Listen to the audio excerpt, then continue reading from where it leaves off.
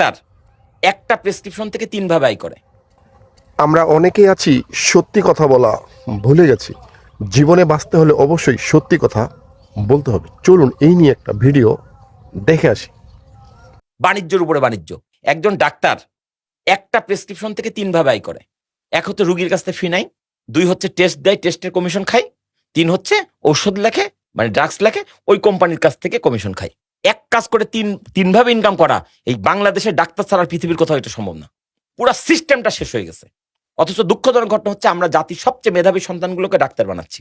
আপনি বাংলাদেশে যে কলেজ স্কুল থেকে পাশ করে আসছেন না কেন, একটু চোখটা বন্ধ করে চিন্তা করেন, আপনার ব্যাচের 1 থেকে 10-এর মধ্যে যারা রোল ছিল তাদের মধ্যে 10 জনের কমপক্ষে 3 জন থেকে 4 জন ডাক্তার আছে। আছেই। তার মানে কি জাতির সবচেয়ে মেধাবী সন্তানগুলোকে আমরা ডাক্তার বানাচ্ছি। অথচ তারা আমাদের সাথে সবচেয়ে বড় প্রতারণামূলক কাজগুলো করতেছে। একটা মেধাবী ছেলে প্রতিবাদ করছে না যে আমাকে দিয়ে যেটা করানো হচ্ছে এটা ভুল। আমার যুক্তিটা বুঝতে পারছেন? কেউ না কেউ তো বলবে, কারণ না কারো বিবেক তো নাড়া দেবে যে আমাকে দিয়ে যেটা করতে বলে যেটা ঠিক না। কেউ বলতেছে না, সবাই সিস্টেমের মধ্যে ঢুকে গেছে। জীবনে বাঁচতে হলে অবশ্যই সত্যি কথা বলতে হবে। ভিডিওটি ভালো লাগলে আমার চ্যানেলটাকে সাবস্ক্রাইব করতে পারেন।